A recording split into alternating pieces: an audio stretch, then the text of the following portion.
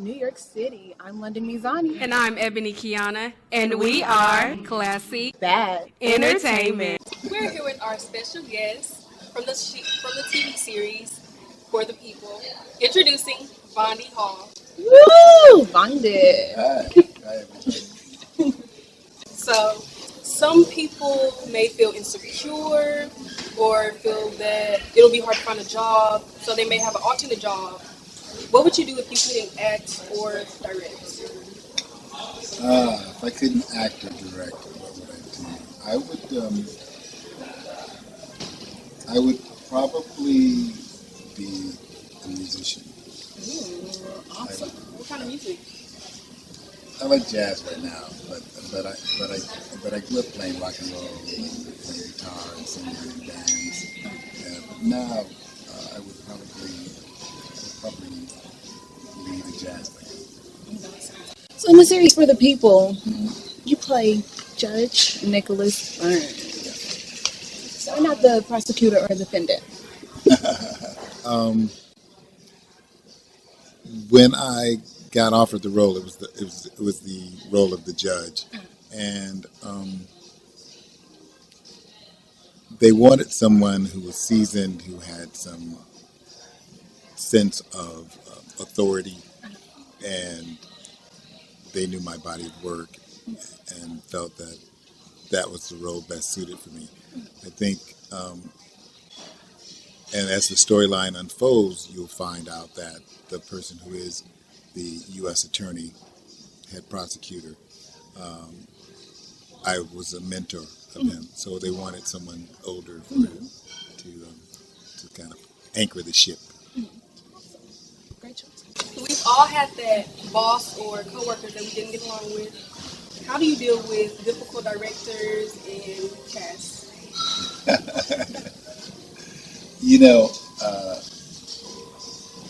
It's Hollywood, so you are always dealing with different personalities, and I find that it is always a game of psychology. You are trying to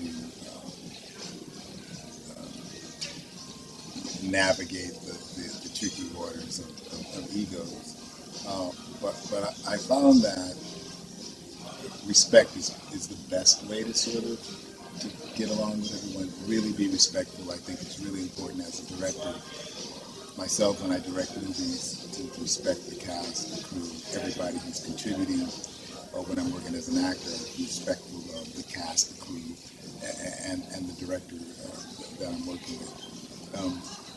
It's a collaborative universe making movies or television shows, and everybody's job is important.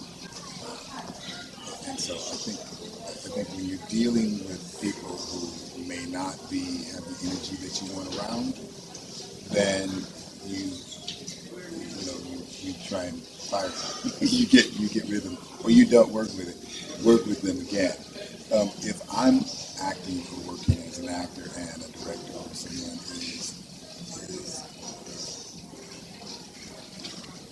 is negative or a screamer or something, then you try to counter that with a different energy, and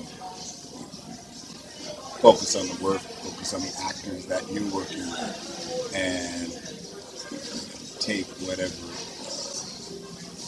positive, outcome or positive moments that you are experiencing in the process of the work with you, and not dwell on the negative.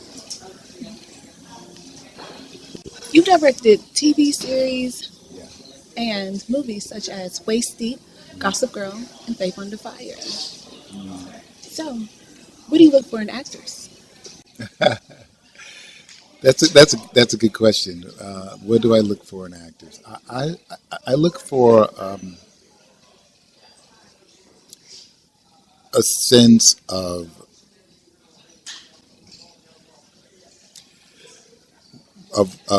realness. I look for a person who can be organically in the moment, not repeating the same thing they did the take before.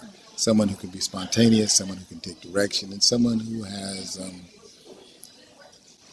I don't know. It's like looking at a painting or hearing music or something. You kind of hear it or you see it, and you kind of go, "Oh, that's it. That that works for me. What that actor brings works for me." So I look. It's some of it's intangible, but some of it is just the ability to be a living, breathing human being, and and having the ability to not focus on themselves. So there are some people that grow up with families that have parents that are already well known, and it's easy for them to connect with other people to help get their children into the career path that they want to take. And on the other hand, there are people that have to work hard in order to go into the career path that they want to take. What advice would you give to people that want to become an actor or actress? Learn the craft. I think a lot of people feel that the discipline and the craft of acting is something easy to do. You see people, you hear about folks who blow up, who had no training and just kind of did this, that, and the other. And all of a sudden they're famous. The thing about acting is it's a craft. The better you are, the more you are respected, and ultimately, the longer you will stay in the game. The worst thing I think can happen to a young actor is to blow up early before it's time, because then you spend the rest of your career trying to prove that you're good at it. You get a big movie, you're out there, and all of a sudden people are like, that person sucks that movie. Now, you're spending literally the rest of your career trying to live that down, trying to prove that you're a good actor. So get the training when you first are out there. You need to be coming hard.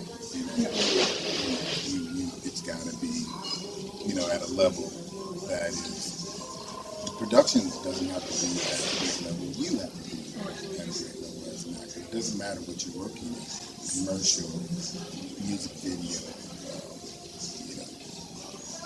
web series, whatever it is. You personally, as the actor, have to come with your A game, because someone's going to see it.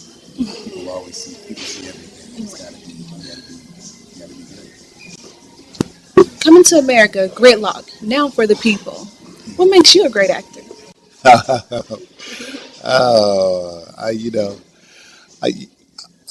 I don't know. I'm still growing and learning as an actor. I think with every show I do, or every movie I do, I'm trying to embody a character, or I'm trying to bring some part of myself to that work that is specific to that character. And so I think it's an ever never-ending desire to learn and to grow and to find new parts about myself that's given me longevity as an actor, I think. So we know that your father was in Broadway, and you are directing and acting. Your brother Kevin is a fashion designer, and your wife Casey is a director as well.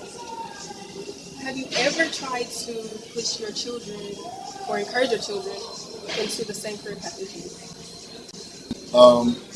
No. Oh, well, actually, my father was not an actor. My father owned the construction company. So when I think about my father's on Broadway as an actor, that would be just the vision of that is like beautiful for me. But no, I was. I think my father really wanted me to take over his company and be a businessman. But so I kind of went on this journey by myself. For my kids, I want them to do what their deepest desire is. So my son is an actor. I would not necessarily have encouraged him to be an actor, but he's leaving for an audition today. I mean, he's leaving out right now, and he's going directly to an audition. And I root for him. I do do lines with them, we do scenes together, and trying to help them with mothers, like doing the scene with them. We shoot his auditions for it, and I think he's got talent. He's not booked anything yet.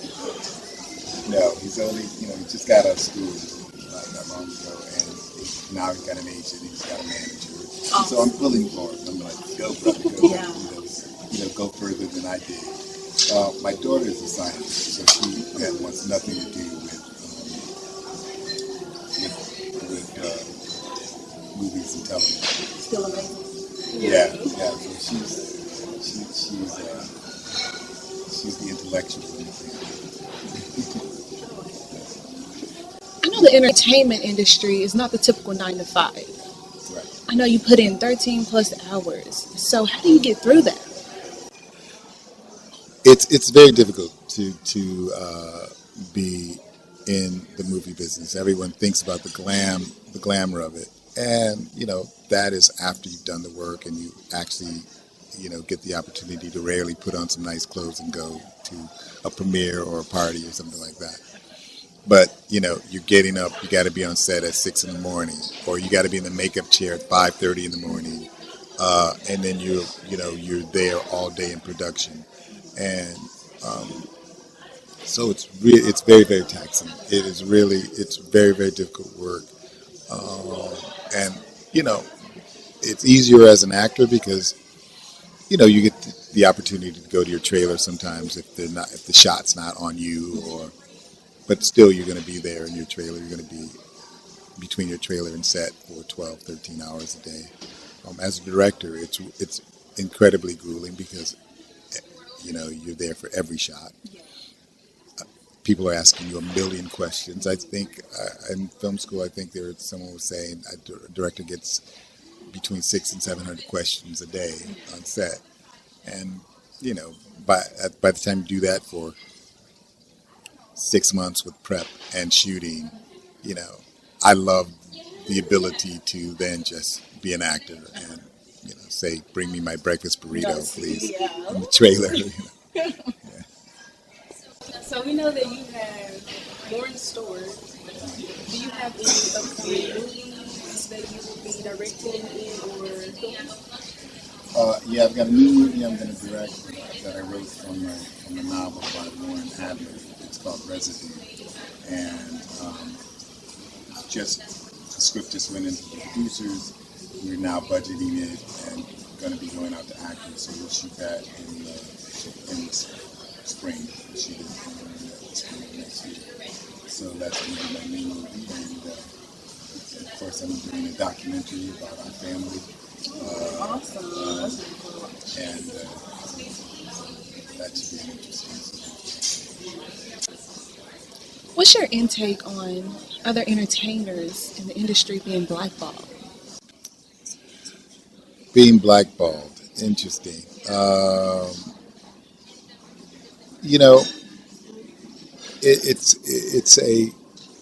It's a clicky industry. Politics are played an important role, and trying to navigate it all is difficult.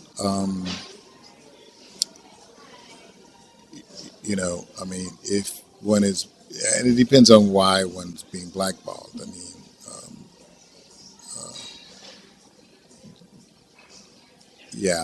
So my take on it is every circumstance is different. I'd have to be a little bit more specific as to my feeling about any one individual who but my overall sense is people should have the opportunity to work unless they've done something that is of a nature that they shouldn't work anymore. Do you remember when Monique, she had that incident as well? Mm-hmm. Well, yeah, I don't know the specifics of Monique. I can remember that I tried to work with Monique. I directed a movie called Carlina White, and I wanted Monique as one of the actors. and ended up not working out with negotiations.